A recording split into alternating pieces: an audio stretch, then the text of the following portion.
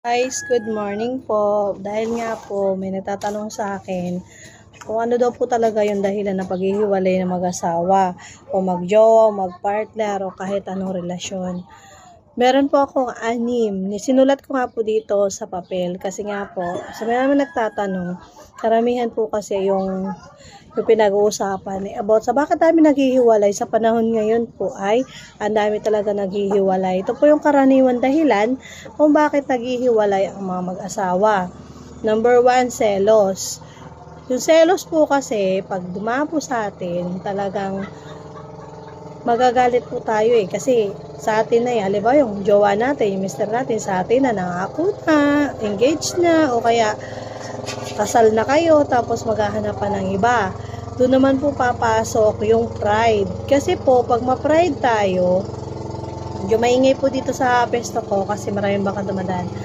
Ma-pride po tayo, hindi tayo uuna. Halimbawa, yung lalaki ang may kasalanan, dapat yung lalaki yung magsusorry. Alam niyo po, sa panahon ngayon, ang mga lalaki kahit walang kasalanan, dapat sila pa rin yung magsorry sa misis nila o sa jowa nila. Pero pag ma-pride si lalaki, dyan po ay nagpo-cause din ng hiwalayan. Yung cheating. Dito po talaga pumapasok ang pinakamatindi ay cheating. Yung magkakaroon po ng relasyon sa iba. Yan po ang pinakakauna-unahan na nagkakaroon ng problema ang magjowa, partner o mag-asawa, yung cheating o yung love triangle o mayroong ibang minamahal kahit mayroong ka ng kasama.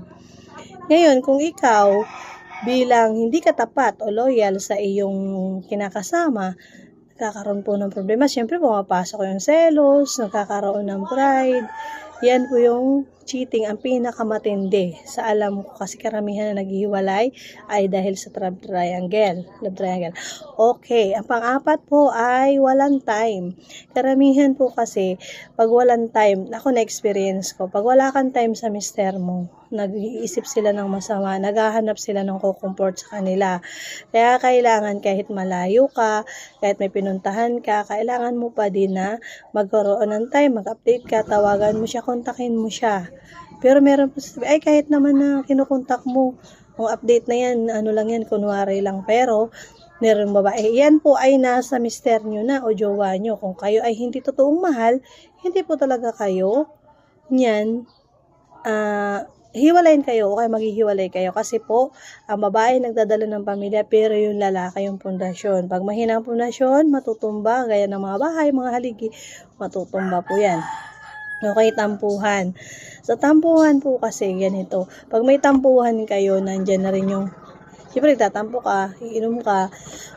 Excuse me kasi medyo mas mapakong pakaramdam ko Magtatampo ka, iinom sa lalaki, iinom sa babae. Pag magtatampo ka, magpapakomport ka. Ayan na naman din, pumapasok din dun yung cheating kasi magpapakomport ka sa iba hanggang isasabihin mo na kung anong problema mo. Kailangan pala, wag mong sabihin sa ibang tao. Lalo na't alam mo yung girl o boy ay madedevelop ka kasi magkakaroon ka rin ng problema. Nandito na rin ang misunderstanding. Maraming pag hindi pagkakaunawaan ang magkarelasyon. Pero sabi nga, communication is the key. Kailangan nating makipag-ugnayan sa kanila o makipag-communicate sa kanila o alamin kung ano yung problema. Hindi naman po malulutas ang problema kung hindi po natin aalamin kung ano yun. Kung mahal mo yung jowa mo, partner mo, huwag kang mahiyang mag-sorry kasi ang sorry ay maraming nagagawa. Ito ay nagpapatatag at nagpapaganda ng relasyon. Sa totoo lang po, pag hindi kayo parehas makaintindi, hiwalay ang abot nyo. O yun lang po. Thank you for watching everyone. God bless.